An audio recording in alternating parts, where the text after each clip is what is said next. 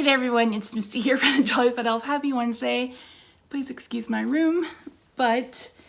So I spent 2 hours making the card that I'm about to show you guys, and I personally feel like I ruined it at the end. But I asked you guys on social media, and you all were really lovely and said, post it. Maybe you're being too hard on yourself. You know, it's real life, like I, always preach. So I'm going to show it to you, and I'm going to walk you through the steps, and I'm going to tell you about the part where I probably should have stopped and just gone on about my life. And then I'll pop in a picture at the end, and you guys can let me know in your own opinion if you think it was a disaster. But before we get into that, I just want to remind you that I posted my 14,000 subscriber giveaway. Make sure you go check that out. And also, every video will have a question of the day, but not every question of the day will correspond to a giveaway. It's going to be random. It's going to be a surprise. So make sure you answer the question of the day for your chance to win a card from me, or maybe some goodies. It's going to depend on how I feel that day. So anyways, let me show you how to do this card. I really think the technique was good. I colored using the Crayola colored pencils and some Gamsol, so I'll walk you through that. Like I said, I got to the very end of the card and I feel like I ruined it, but you guys will have to let me know. And I'm not looking for compliments. I want real criticism. So if you think it looks like butt, tell me you think it looks like butt. You're not gonna hurt my feelings. That is a pool noodle. This new desk, which you guys will get a tour at some point in my life, I promise. But this new desk, goes from all the way to the floor. So I was like, if something falls behind it, it's lost forever. So we got a pool noodle to put back there, and we ended up buying 2 just in case. So that's a pool noodle. But yeah, anyway, it's been a long Tuesday. And I was so in love with this card, and I feel like I just kind of ruined it. So let me stop lamenting about that. Let you watch it, and you guys can let me know. That is not the question of the day. So listen up for that, but do let me know what you think of the card down below.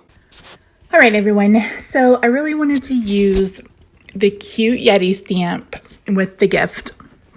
And I wanted him standing behind some gifts. So I found these gifts in the Nutcracker stamp set.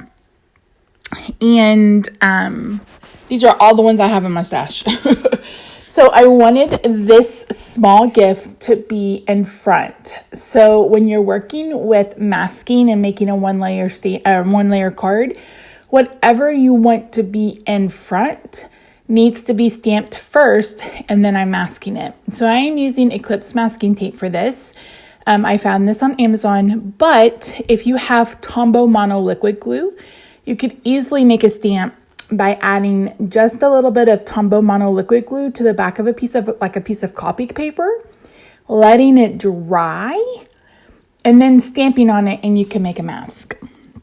So I'm going to stamp presents all across the bottom of this cardstock.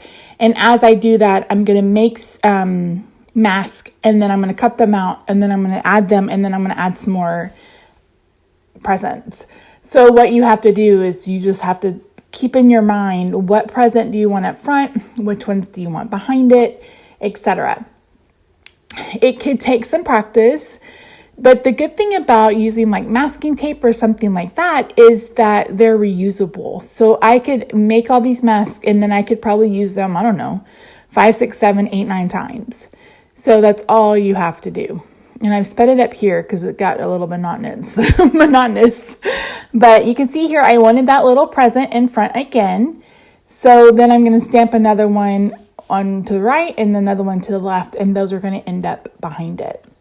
So I'm going to bring in my Yeti. And we're going to stamp him too. I don't want his feet showing. And here I'm showing you that I took out the foam. Even if you have a Misty, if you're going to be using a foam mounted stamp, you don't need the foam. So make sure you take it out, but you need it when it's photopolymer. So I'm going to go ahead and stamp him, and then I'm going to bring in another piece of masking tape, and I am going to cut a mask. And the good thing about this masking paper is I'm not going to use half of it, so I can just reattach it to the roll and use it at another date. Okay, so this is mistake number 1 with this card. I initially couldn't decide if I wanted to stencil a background, like with snow or something, or if I just wanted to add a background. So I used peacock feathers for this, I believe. Number 1, it's too turquoise. Number 2, it's too dark. I really should have done something lighter. I honestly wish I'd done something in pink or purple instead and just did like at the horizon line, what should have been the horizon line, but I didn't. But here's where the magic happens. Doesn't that look so good?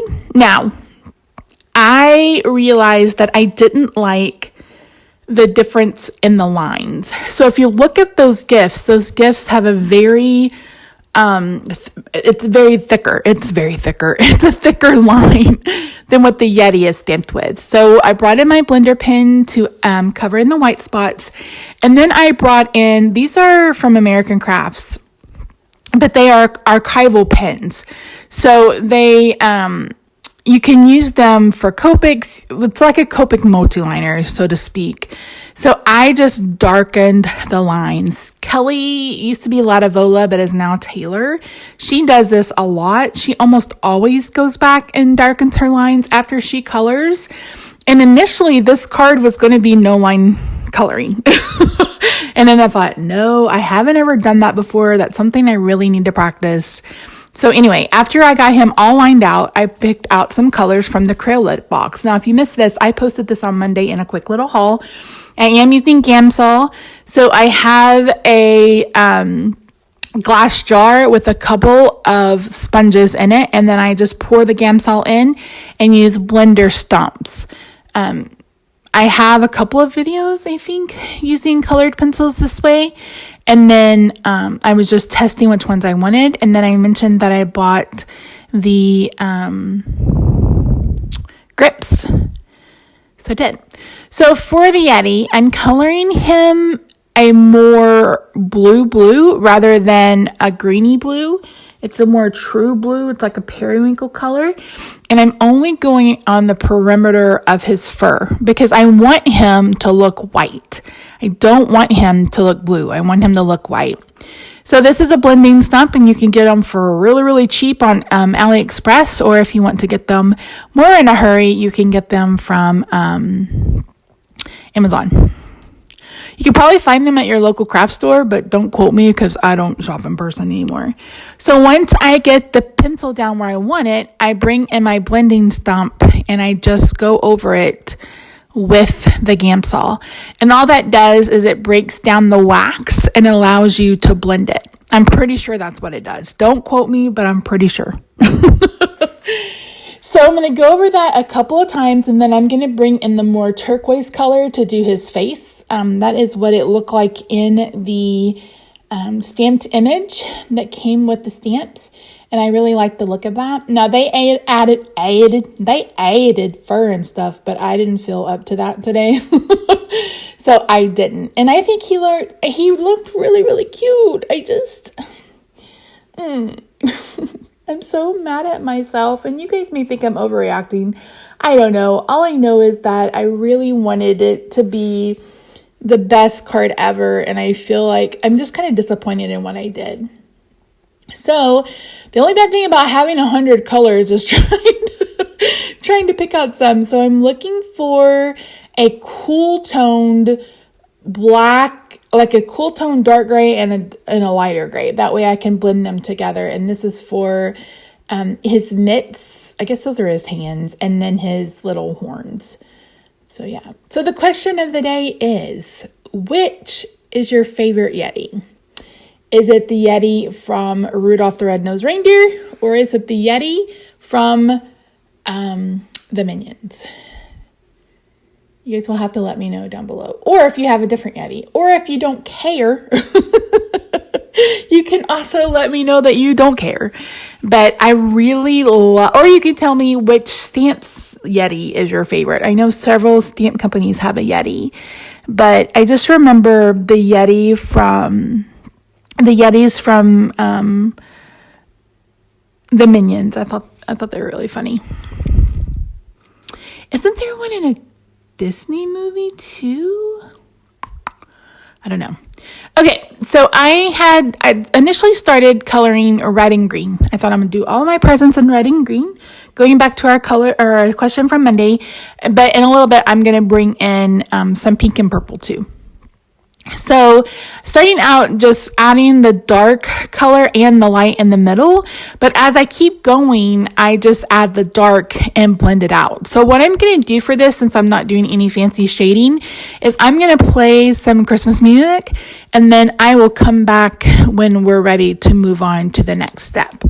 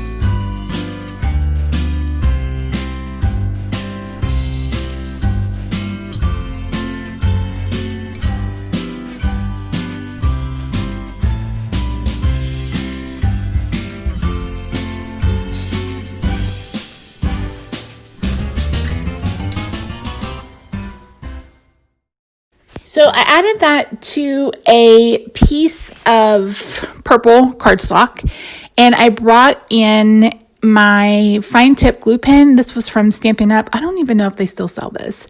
So I was going to add some dazzling diamonds because I wanted it to look like snow. So I added some to the top of the present on the bows, added some at the bottom, dotted it all over the place, even in front of it, because like Sandy says, you know, the snow would be in front of them too.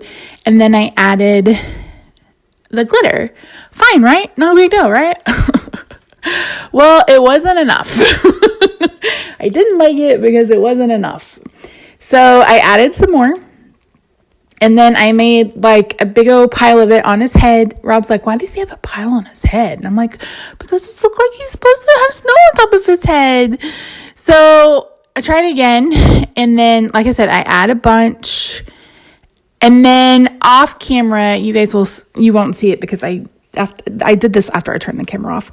I brought in that liquid applique stuff. The stuff that you put down and then you heat it with the heat gun. Here I'm trying to show you how sparkly it is as if you need help seeing it. You put down the heat, you put it down and then you put the heat gun on top of it and it puffs up. So I did that off camera. And that's where I kind of felt like I ruined it. So here's what it looks like. And you can see it looks like it's been bent in the back, and that's because I ripped it up like 4 different times trying to get it onto a different card base. So I think I should have left it without the glitter. I think I should have left it without this snow stuff. And if I was going to do that, I either should have done it from the very beginning, or I should have stenciled like was initially my plan. So that's everybody. Thank you so much for joining me today. I really appreciate you. Let me know what you think of this card down in the comments below. Now let me talk about the Crayola markers. They're Crayola pencils. They're good. Are they as good as Prismacolors? No, but there's $100 difference in between the two. As you can see, I kind of was able to get some pretty good blends. And I think if you're a beginner and you're starting out and you just want to get started coloring them, you can either choose something like this. Like I said, they have a 32 pack, or you can even choose a small pack of the Prismacolor to get started. It's completely up to you, but I'll definitely use them again. All right, guys, let me know down below your answer to the Yeti question of the day, and then also include some critiques on this card. And I'll see you guys Friday for another one. Bye for now.